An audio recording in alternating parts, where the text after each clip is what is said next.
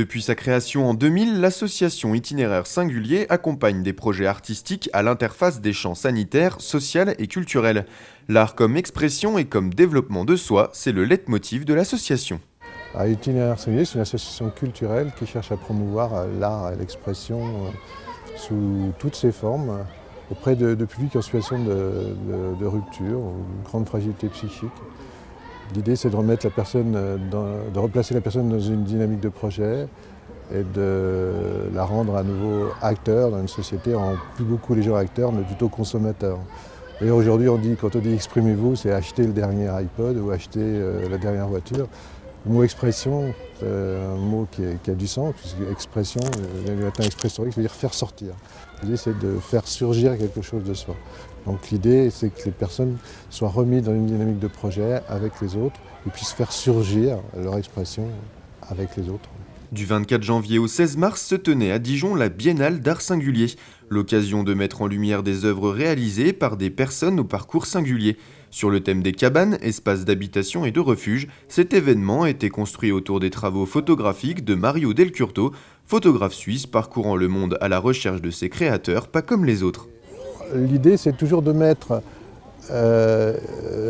les gens en situation d'expression en écho d'une manifestation culturelle importante, de façon à ce que les gens qui s'engagent là puissent déjà voir une exposition de qualité, mais du coup aussi les gens qui s'engagent là emmènent leur famille, leurs proches pour découvrir effectivement leur projet, mais du coup ça permet aussi à ces gens-là de découvrir encore une exposition. L'idée, c'est encore une fois pour nous, l'accès à la culture passe par la remise en situation d'expression. Ce n'est pas parce qu'on fait des entrées à 5 € ou 2 € ou 3 € qu'on va au théâtre, c'est parce que tout d'un coup on est engagé dans un projet culturel.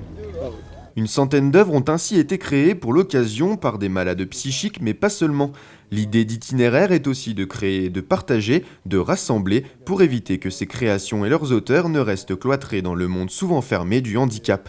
Alors je dis toujours, c'est un festival ordinaire, ou plutôt extraordinaire, c'est-à-dire pas tout à fait ordinaire, puisque l'idée du festival ou de la Biennale d'art singulier, c'est de croiser les publics, tous les publics. C'est-à-dire qu'on s'est aperçu que les festivals qui tournaient autour du handicap ou de la maladie mentale tournaient en rond, parce qu'en fait ne drainaient que les populations qui s'intéressaient au handicap ou à la maladie mentale. Là, l'idée, c'est de croiser les publics. Donc, on a des écoles, on a des centres sociaux qui ont travaillé, mais on a aussi des centres hospitaliers spécialisés, on a des IME, on a des gens qui ont été travaillés en prison avec des prisonniers. Donc, on a aussi des œuvres qui ont été fabriquées en prison. On touche aussi les gens qui sont au chômage depuis longtemps. Enfin, on touche vraiment une population très très large et très élargie. Et pour nous, c'est le sens même de ce projet, de croiser les publics. Pour Itinéraire Singulier, créer n'est pas seulement un passe-temps, c'est un besoin vital. Remettre une personne en situation d'expression, c'est un moyen pour elle de se faire comprendre et d'exister. Un outil qui n'est d'ailleurs aujourd'hui plus aussi utilisé dans notre société et qui pourtant pourrait changer bien des choses. C'est vital, et ça devrait être une mission de tous les services publics de développer ça. Alors on le développe un peu à l'école, on l'a plus développé, on le développe un peu moins maintenant, parce qu'on pense que les études sont beaucoup plus importantes. Mais remettre la personne dans sa forme d'expression, dans son désir de forme, parce qu'on a tous des désirs de forme différents. Pour certains c'est courir, pour d'autres c'est faire la cuisine, mais pour d'autres c'est peindre, pour d'autres c'est dessiner. L'important c'est que la personne puisse réaccéder à son désir de forme. Et c'est ce qu'on cherche à faire à Itinéraire, puisque Itinéraire ne se cantonne pas aux arts plastiques, mais aussi à toutes les formes d'expression. Donc là on est sur une biennale, là sur la biennale c'est plus autour des arts plastiques, mais l'an prochain sur le festival, c'est un festival régional, donc on va inviter les structures à travailler sur une thématique nouvelle qui va être le CRI l'an prochain. Et déjà on a des propositions, cinéma, atelier d'écriture, exposition. Et dans chaque lieu sur le territoire, il y aura des retranscriptions de ces ateliers qui ont été menés sur le territoire ou des actions qui ont été montées avec les collectivités locales de chaque commune. La médiation par les activités comme la peinture, la sculpture ou le théâtre est l'élément central du développement de chaque être humain. Mais à l'heure où l'homme n'est jugé que par ses résultats, les institutions oublient ou ne s'y intéressent que partiellement. La faute aussi au budget alloué à ces activités et c'est malheureusement bien dommage.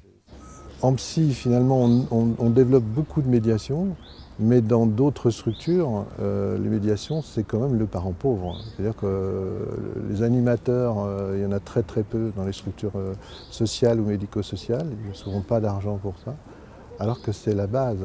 Dans les écoles, on voit que c'est toujours aussi le parent pauvre. De toute façon, c'est toujours le parent pauvre parce qu'on ne voit pas tellement l'utilité, ça ne conduit pas à un métier.